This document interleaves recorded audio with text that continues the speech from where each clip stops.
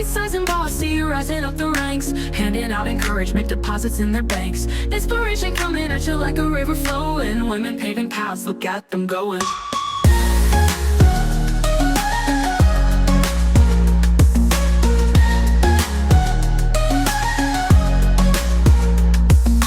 Bite-Sized and Bossy, rising up the ranks, handing out encouragement, deposits in their banks.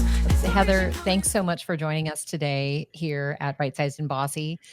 For everybody out there, we're speaking with Heather Leed Neary, the CEO of Taco John's. So just to get us started, well, let's talk about Taco John's first. What is Taco John's? I live in Taco California. John's. I live in California. I know what Taco John's is. Yeah, so tell the world, if we don't live near one, what is Taco John's? So Taco John's is a 55-year-old Mexican QSR brand. We were founded in Cheyenne, Wyoming in 1969. We've got just shy of 400 locations across the upper Midwest. I think we're in like 24 or 25 states, looking to grow, continue to grow. Amazing brand, lots of incredible franchisees, incredible employees.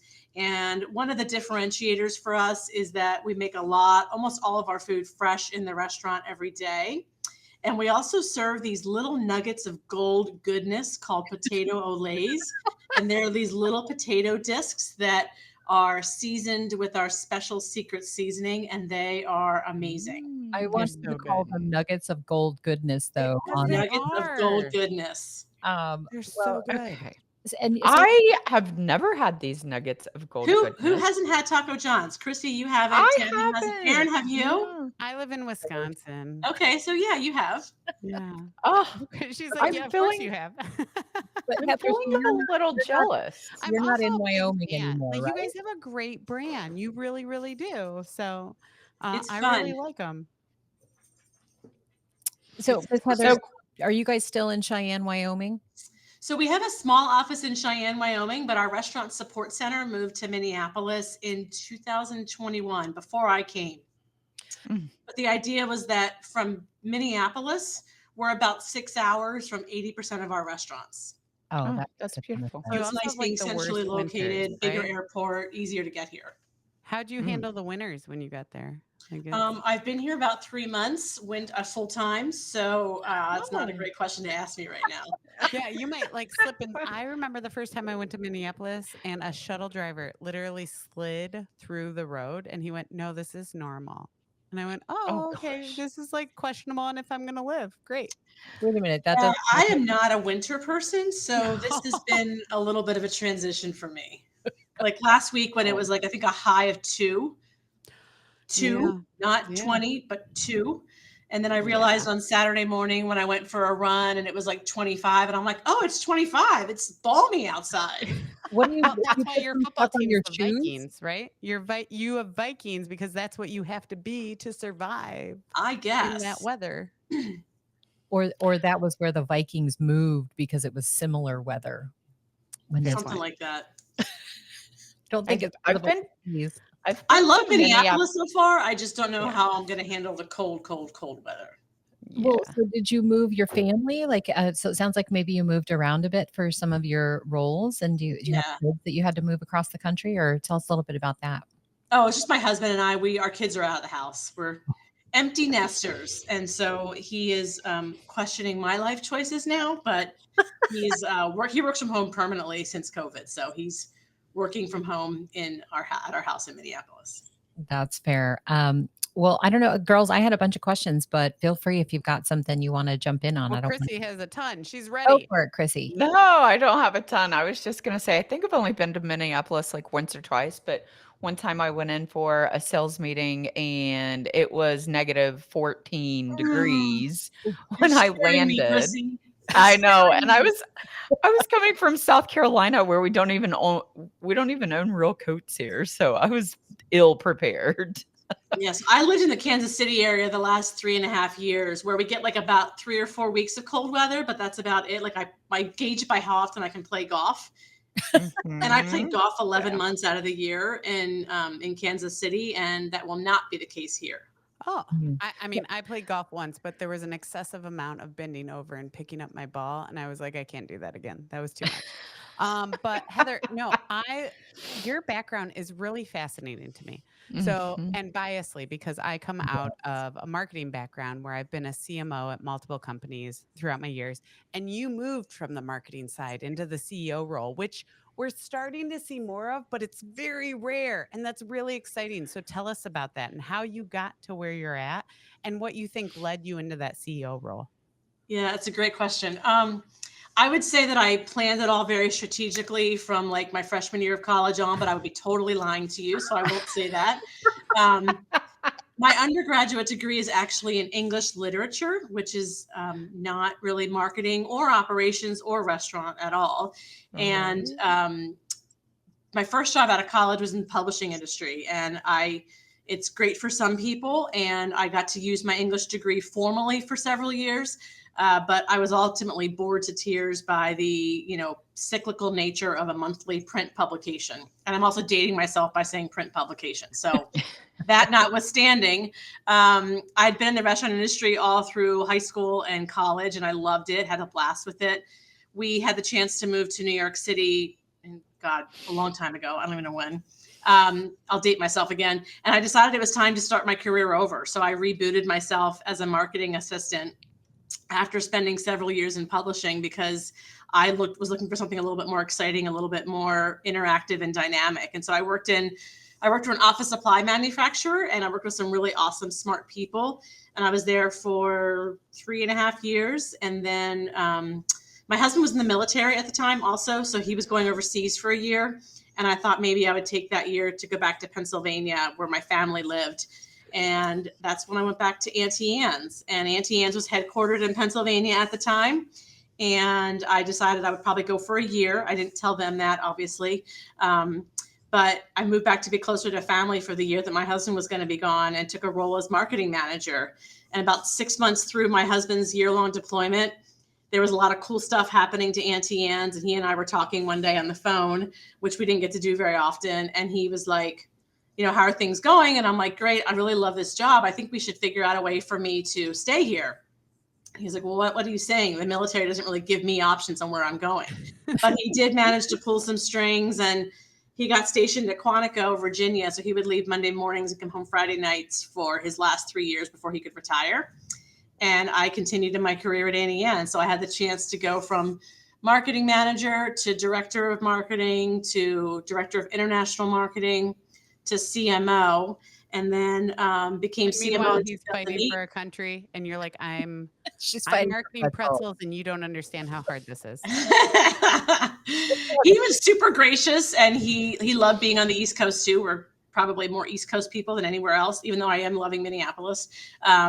No, he was great about that, and he was very supportive of me doing all that. And it also gave me a chance to get my MBA, because we were moving every 3 years before that, and it was hard to ever get started anywhere before we had to move again. And that's before there was online learning. Again, I'm aging myself. Well, I would love to ask a little bit about that reboot. So, a lot of what we try to accomplish here is giving young women advice on careers and things that they can take from this and learn. So when you basically say you started your career, you went down this publishing path, and then you were like, oh, I'm going to reboot. I'm going to completely shift and do something different and go into marketing. Yeah. How did you do that? Either how did you find the courage, or was it just like you found the job, or did you concentrate on marketing and then see what was available? Like, talk a little bit about that, and think about it in terms of you're talking to your younger self, and she is not happy in her first or second job and is now looking to make a change, but doesn't know how and doesn't know where to go. Yeah. I mean, we were moving to New York. I knew that.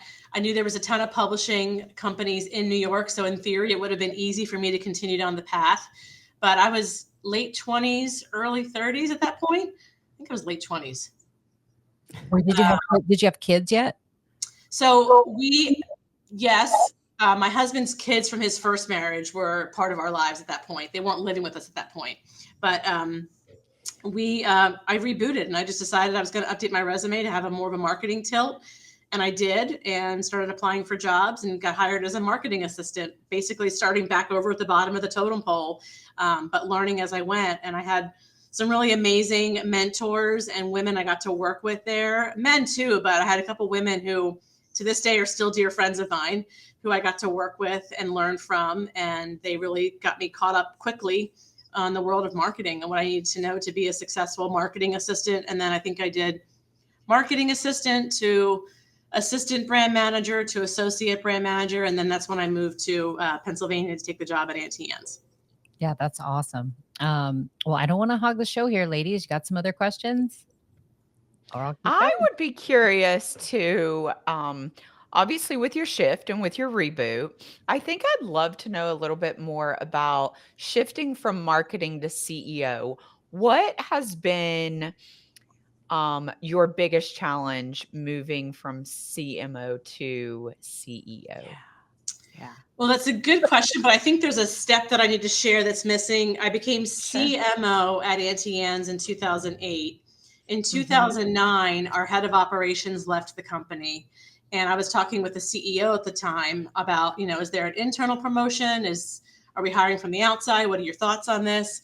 And we had a long conversation about it where I ultimately said, listen, marketing and ops have historically been kind of antagonistic towards each other and, a little bit like, butting heads. I said, what if I took over ops also and tried to bring them all together under one umbrella to bridge that gap and to help that understanding be a little bit more transparent?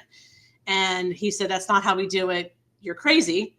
And sent me on my merry way, which is fine. Came back to me about a week or so later and said, I think your idea is crazy, but it's worth a shot. I'm not going to change your title. And I'm not going to give you any more money. Oh But my you God. can take over all of operations for 6 months and we'll see how it goes. And so I did. And I learned the operations side of the business, which I knew as an employee, like a front of the house employee when I was in college and high school, but didn't necessarily have that corporate franchisor operations experience before that. Learned a ton, dug in, rolled up my sleeves, spent time out in the field. No increase in your salary. No. Title change. Nothing. Nope. But look at the long. So that went Just from, here's an entire another department. yeah. Okay. Here's like 2/3 of the company, 3/4 of the And company. ops is like usually glorified. Like, yeah, you can handle all of ops. Good luck. Yeah, Okay, well, let's ask this question then. Would you do it again? absolutely. Oh, Go, So Erin. how did that? So you got ready. You did all that. Now you have ops and marketing. What, like Chrissy asked, what got you to the next step? So then, it was supposed to be a 6-month assignment. It turned into 6 years. And in 2015, I was asked to become the president at Auntie Anne's. And I can tell you with certainty that had I not had that operations experience, I probably wouldn't have been offered that role. sure. So What's the difference between a and you president and say- a CEO? sorry. What is the difference between a president and a CEO? I don't know. I mean, by that point, Auntie Anne's was owned by Focus Brands, which is now Go-To Foods, and we were kind of a conglomerate of brands. And so each brand had a president that ran that business that reported into the CEO of Focus Brands. Here, I'm the CEO. I report into the board of directors. Do you? So in a lot of studies, they say that women are often asked to do the job before they're allowed to get the job, right? And men get the job and do it. And this is a very touchy question. And if you want to say like time out, we don't have to answer, it's fine. But do you feel like when you tell that story, it sounds like they had you do the job and then you were like, I'm already doing the job. Already doing the job, ready to roll into that role. I think it was a cultural thing at Auntie Anne's at the time. It was still family owned. I think they were open to the idea of trying to bridge that gap between marketing and operations. The CEO at the time was a great mentor to me, and I appreciated where he was coming from, where he was like, your idea is crazy. This is probably not going to work, but we'll give it 6 months and we'll go from there. And I think my compensation caught up over time. My title actually never changed, but my compensation definitely caught up over time. But it really prepared me for understanding a lot more about the whole business, like the soup to nuts of the business. I got to know the franchisees a lot better in that role. I also was able to establish credibility with franchisees so that when I became president, nobody blinked twice. It was a very logical next step for me because I'd done the operations side, I'd done the marketing side, I'd worked hard to bridge that gap between the two functions to make them really be much more collaborative and functional. That's really impressive. Okay. I have a great question to kind of follow up then. Me from the tech side, I hear often that what you just said, marketing and ops or marketing and tech are not always warm and fuzzy and friends inside the org. Shed some light on that for us. Why? Why? What did you discover once you took that project on? I'm inquiring minds. I want to know. I think, speaking diplomatically, I think both functions had the best interests of the brand at heart, and both functions didn't entirely understand what the other's responsibilities and burdens were. And so I think, as we brought the leadership from both teams together and we did a weekly team meeting versus marketing does their team meeting and ops does their team meeting. We were having a joint team meeting, bringing those fields together and having that filter of, oh, wait, what does this mean to ops? Or what does this mean to marketing? Became a lot more of a built-in function versus before it was marketing sits in the office and has all these crazy ideas that don't make sense in the restaurant. We did some really tactical things, like we created a buddy program. So every marketer had a buddy on the ops side and vice versa. That's And there was awesome. some structure around that relationship, but it was also a lot of like, you guys figure out what works best for you. Like, you So want like to talk your once a marketing week? Great. manager could be with like your franchise consultant, Yeah. right? And Yep. that's so like more I brands love should that. hear this because that's really cool, and I haven't seen that at a lot of brands. Yeah. And then we Right. also, like, as I became president, I realized that there was an opportunity for everybody in the company to have a better understanding of what happened day to day in the restaurant. So we implemented a policy where everybody on the executive team had to spend 4 hours in a restaurant each quarter. And that was like whatever you want. Like, if you want to take trash out, you want to clean the bathrooms, that's fine. You want to work the cashier, that's fine. Wow. But we all did it once a quarter. And it really, again, gave us a little bit more insight into what happens in the day-to-day basis. What happens when you're working a shift and you get swamped unexpectedly and you don't have enough product prepared, or somebody calls in sick, or, you send somebody out to take the trash out and they're gone for 2 hours, which, happens from time to time. Does that really happen? It does. Well, I mean, sometimes you get lost. The trash can is really far away, right? And also, I you have think your cell phone in your pocket, and your friend might yes. stop by, and Yeah. where can I call? Maybe I'll just listen to this song. You're real nicer quick. than me. I got lost.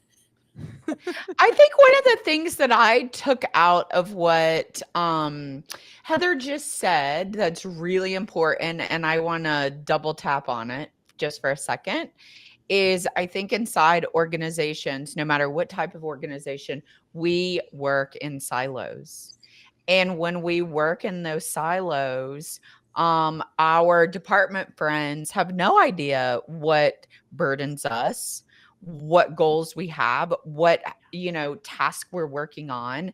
And so kudos to you guys for bringing those two teams together so that you can both see that you're looking, you have the company's best interest at heart. You just sometimes have to go in different directions to get to the end result. But now working together and having the buddy system, I bet, like, I can't even imagine how that boosted morale inside the organization. Yeah, it ended up becoming a lot of fun. And then I also encouraged the marketing folks. I'm like, hey, listen, if you want to spend some money and go out and visit restaurants for a few days with your FBC counterpart, great, go for it.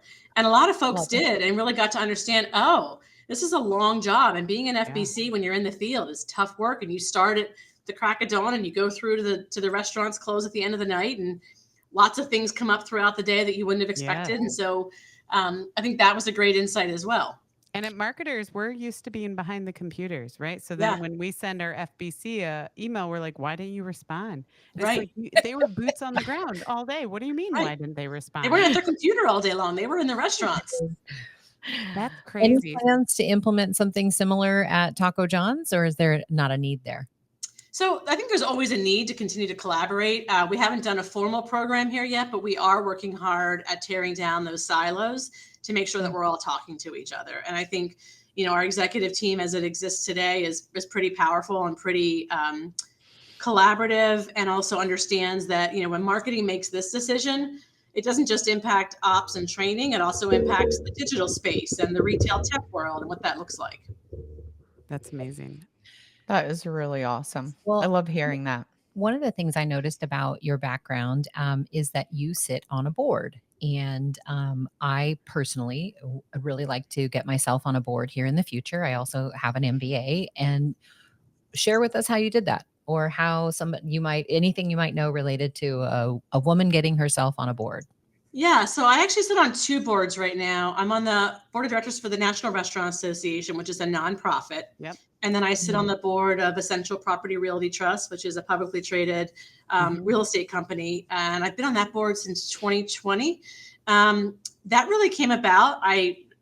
Again, speaking of women mentors, Kat Cole and I worked together at Focus Brands. I was feeling a little like I was time to move on at Focus Brands. And this was probably 2019, 2018. And she said, I don't think you're done here yet.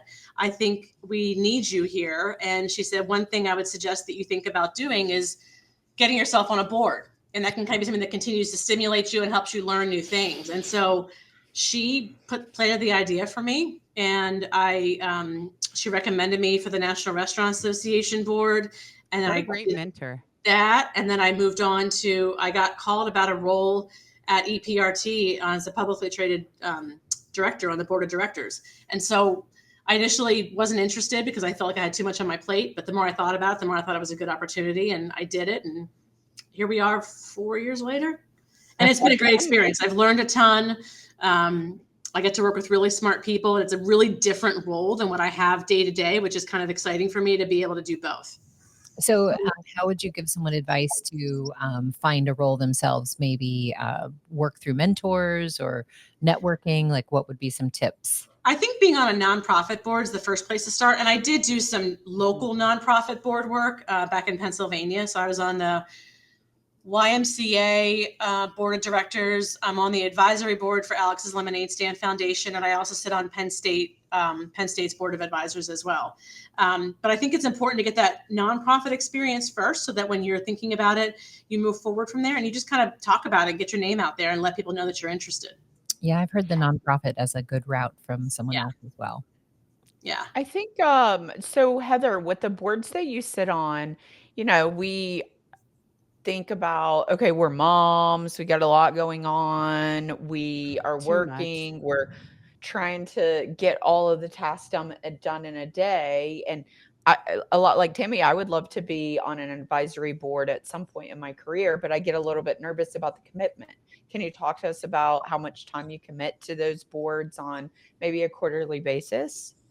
Yeah, I actually was also on Women's Food Service Forum board, and I did step down from that earlier this year because of the time commitments. I needed to kind of figure out where my priorities were. I don't want to commit to something that I can't give 100% to. And so when I took this role as CEO, I knew that my plate was going to be even more full, and I was going to need a little bit more time in my schedule to free up for that. So it is a balancing act. National Restaurant Association, we meet in person 3 times a year. There's a lot of virtual meetings. If I could tell you my time commitment, I don't even know. I should think about that a little bit more. And then EPRT is 4 board meetings a year, 1 strategic planning session a year, and then just a number of committee meetings that come up throughout the year based on whatever's going on in the business. I happened to join EPRT in January of 2020, and then we all know what happened in March of 2020. So that was kind of an anomaly of a year because we were constantly meeting as a board because, COVID had changed the dynamics of our business dramatically, which was a little crazy. But I think all in all, it's about managing your schedule and figuring out what you can and can't say no to. Yeah, you're talking. And I am busy. But I like to be busy and I like to work. So well, thank you for making time for us today, by the way, because I don't know. Yes. I thrive on chaos. So. So you're talking about a blend, and you are a mom, like Chrissy noted, and like you have all these things. How do you manage that time? What do you do? What skills? Do you have any tips for other working moms out there that are trying to figure out where to find the time? So somebody once said it's not about balance, it's about harmony. And whether you call it blend or harmony or whatever, recognize that there's some things that you have to say no to, whether it's personal or professional, and you have to be okay with that. We ended up being in Pennsylvania for 15 years, which was awesome for my girls. My mom had just retired and lived like 2 miles away and was like at my house probably more than I was sometimes.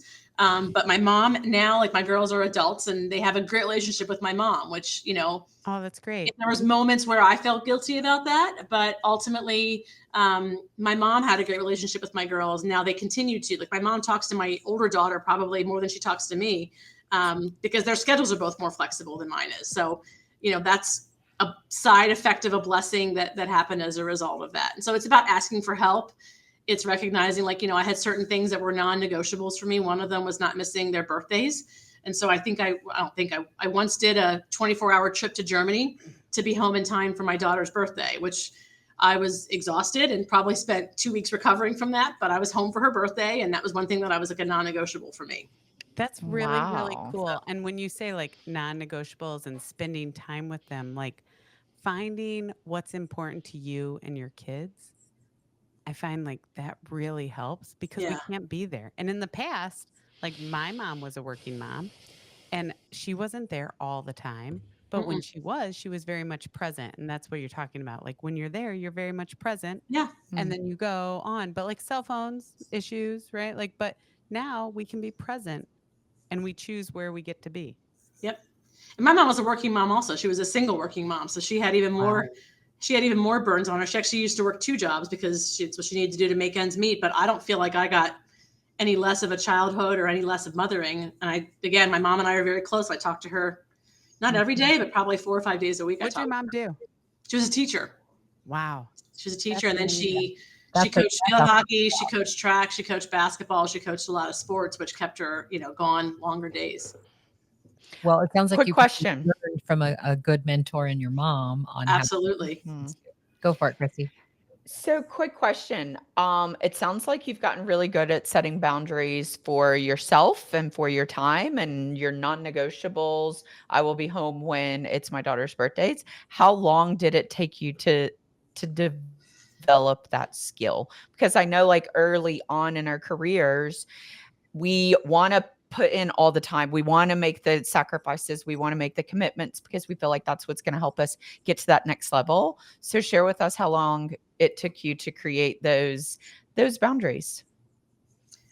I mean, I could tell you that I had those boundaries from day one. I didn't. I mean, there was things that I learned over, Yeah. over the years. I remember we lived in New York for a while, and the girls were home, and it was summertime, and they wanted me to be home with them. And my mom was actually up visiting me in New York for the time. And I remember one particular day where my older daughter did not want to go to summer camp. It was like a day camp. We dropped her off, and we actually laugh about it now. She's an adult, and we laugh about it. And now she has a daughter, and it cracks me up that she's going to go through the same things. But there's definitely things that I probably missed out on when they were younger because I was trying to build my career. But as I grew up in my career, it also gained confidence. And I also worked for people that were really supportive. And I feel like I've been very fortunate in that regard, that I've had leaders who also had families at home, whether they were men or women or stay-at-home moms or single moms, et cetera.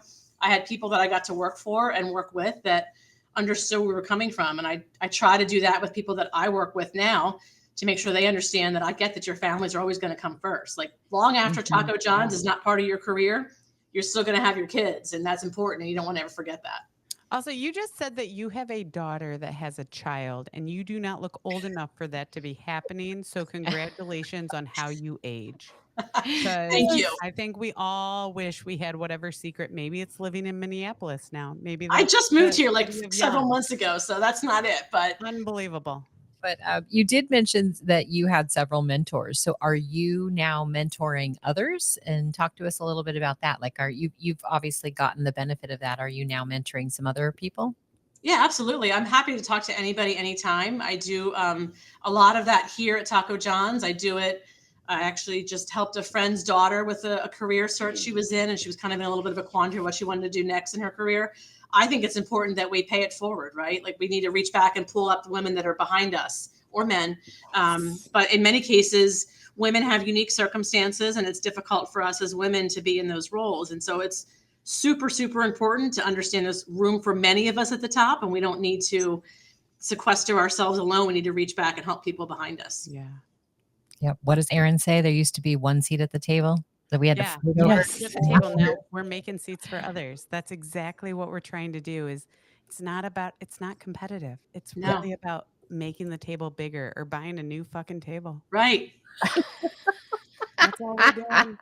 That's right. All we're doing. Did she Look, drop? I bring my own chair. I don't care how big the table is. I'm bringing my own damn chair. Okay. Chrissy's That's over right. there. She's like built her chair. She's rolling it behind her. She's like, I got my chair. Get over there. Move over. I've got my That's chair.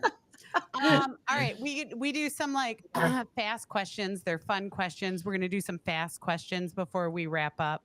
But I'm gonna kick it off, and then Chrissy, I'm gonna bounce it right over to you. Ready? All right. So, most embarrassing moment you've ever dealt with? Oh, good Lord.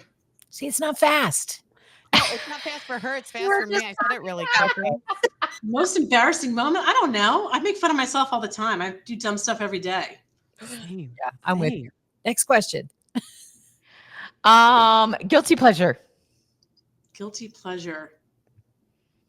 Wearing yoga clothes. Ooh, Yeah. I'm a huge fan of athletic wear. What's your favorite? What's your yes. For athletic Thank you. Yeah. I'm kind of a Lululemon girl, but honestly, I'll wear anything that's too. comfortable and cozy. They're so Mhm. soft. Yeah. So soft. Yeah. Big Lululemon fan. Favorite I like that new food, Alo you brand cannot say too. Tacos. You can't be tacos. Yeah. What's your favorite food? My favorite food? Yeah. Ice cream. Yeah. Same, Favorite flavor? girlie. Do you have a favorite flavor? I'm a purist, so I like a really good vanilla. I went to Mhm. Penn State, so Penn State's known for their creamery ice cream. So You can come visit me. I'm you in can get that Wisconsin. shipped. You can get ice cream from Penn State shipped, which I have done more than once. You come over to Nice. Wisconsin, I'll treat you to some custard. It's real. Oh, I good. love custard. I do love Culver's custard. They're really Oh good. my god, it's so good. Like Yeah. Culver's custard, it's so good. But you need to come and have cops. That's where. It's Okay. at. We have failed at the rapid fire, y'all. She also will introduce you to like real cheese curds. Oh, I love cheese curds. We have them here Oh in my Minnesota gosh, too. That's why I say you're only like a couple hours from me. Come on Yeah. over. We'll It's have delicious. a party. I love cheese. I love dairy. Same. Mm. My body doesn't. Next but question. everything Exactly. about me does. Tammy, do you have another rapid fire question? We're not very fiery on our rapid fire. It's Monday. It's okay. Okay, so we were talking about this rapid fire section, and I was like, we keep asking questions that are not rapid. They're like thoughtful questions. Yeah. So we're still learning and We're getting gonna rename it. here.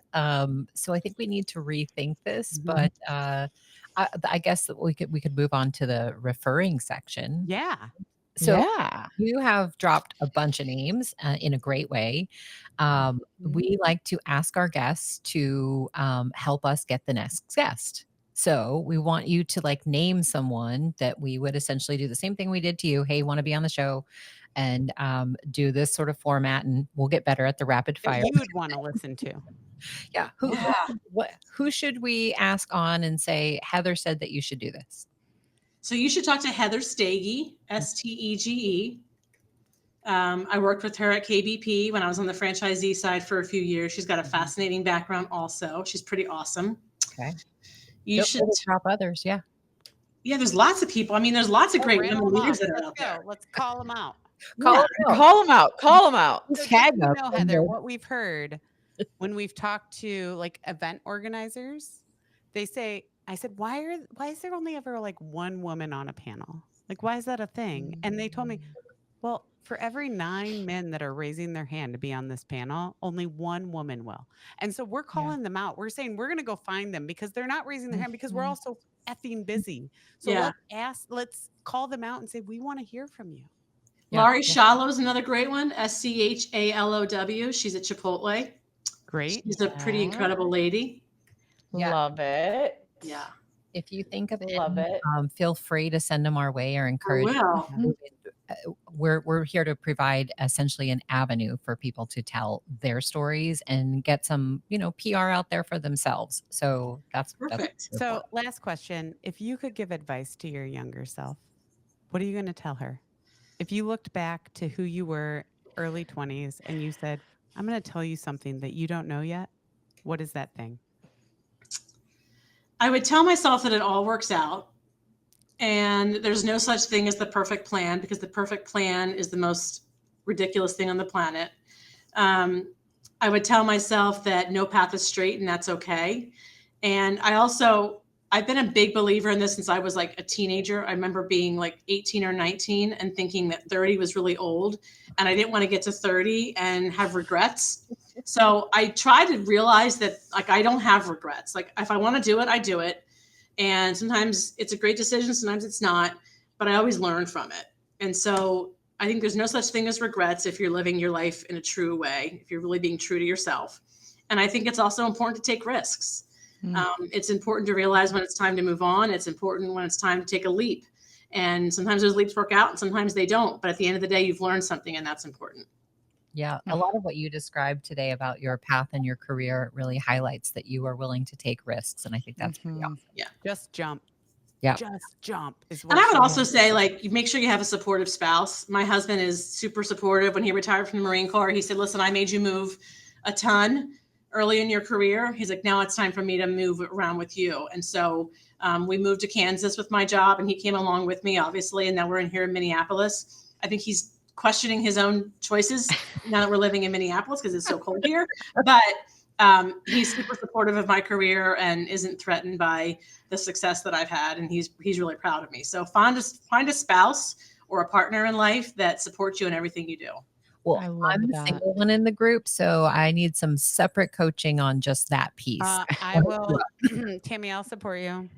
You can do it. Move. It's fine. You're doing great. Chrissy, last comments. You know what? It's been great. I have enjoyed listening to you talk about your path, and it's not been super conventional, and you have taken a lot of risk, but I think that you telling your story and sharing it with other females that are maybe sitting on the edge thinking about their 2025 year and their goals for that year, maybe listening to you and the leaps that you took and the chances that you took and don't have any regrets. Everything's going to be all right. And it all works out. I think that is some amazing advice to end a year with, because it's so true. I saw this yesterday on Instagram, and I screenshotted it. If you aren't willing to change your habits, you won't have a new year. You'll just have another year. Oh, 100%. yeah. Yes. That's lovely. You have to jump. That's a lot of women don't do that. A lot of men don't do that. So Yeah. the path isn't always straight. Exactly I like you said. episode jump.